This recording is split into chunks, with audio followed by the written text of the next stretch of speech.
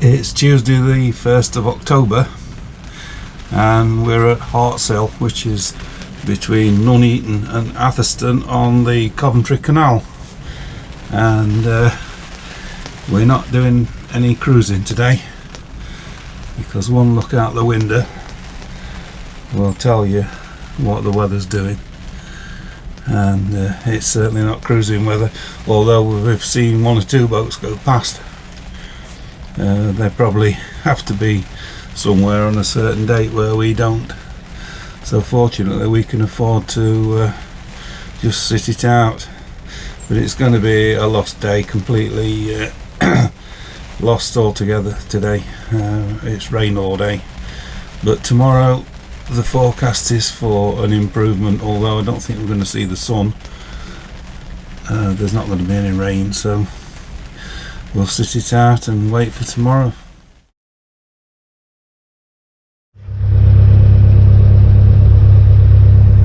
Wednesday, October the 2nd, and we're back on the way after having a day off yesterday due to rain. It's still quite grey, but I don't think we're going to get any rain. We might get a bit of drizzle about 11 o'clock, it says. But we're keeping going now and headed towards Atherstone. Yeah.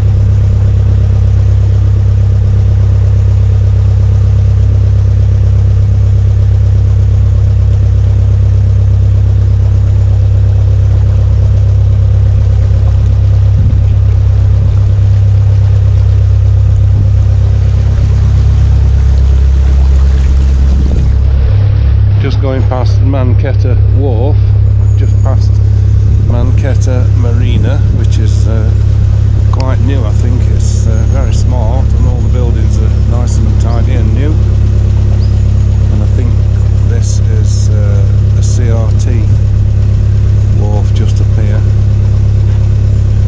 But one interesting thing about Manchester is it's allegedly the site of Boudicca's last battle against the Romans,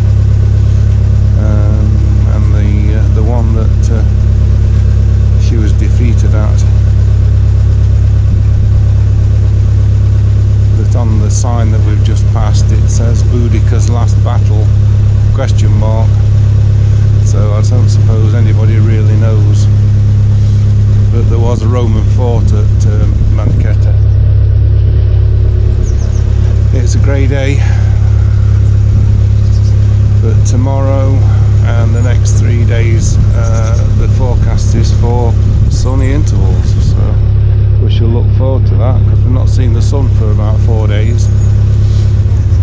We're just coming into Atherstone now, and we can hear voices on the radio which sound like lock volunteers. Hopefully we'll have some help with the locks, but before we go down the locks we've got to pull in and do the servicing, which is at the top of the top lock.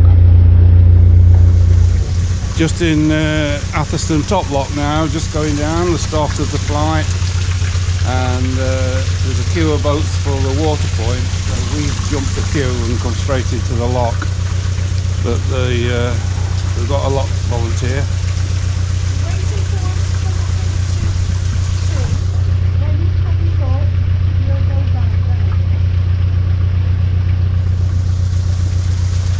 And the lock volunteer suggested that I empty the Elsan while we're in the lock, so I've done that.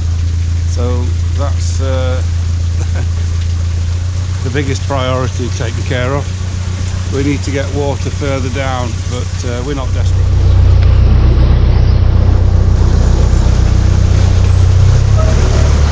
So we're going into number 2 now, and we've got a volunteer on that who's got it ready for us, which is good.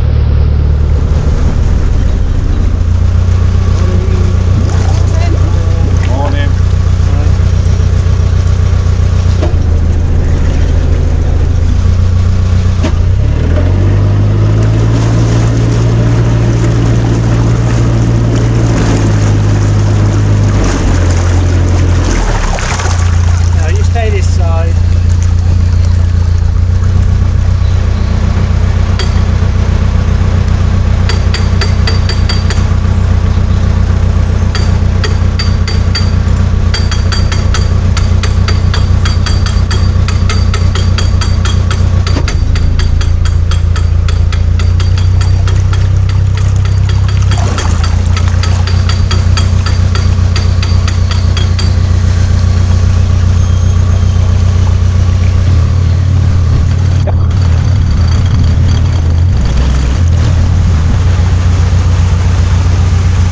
plenty of clearance on these locks.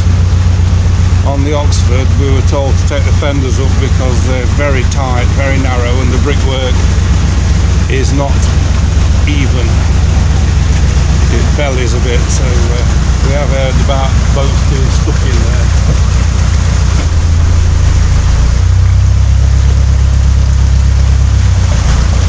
So we took our fenders up, but I've put the fenders back down on the opposite side. There's no fenders this side, I've got one at the back.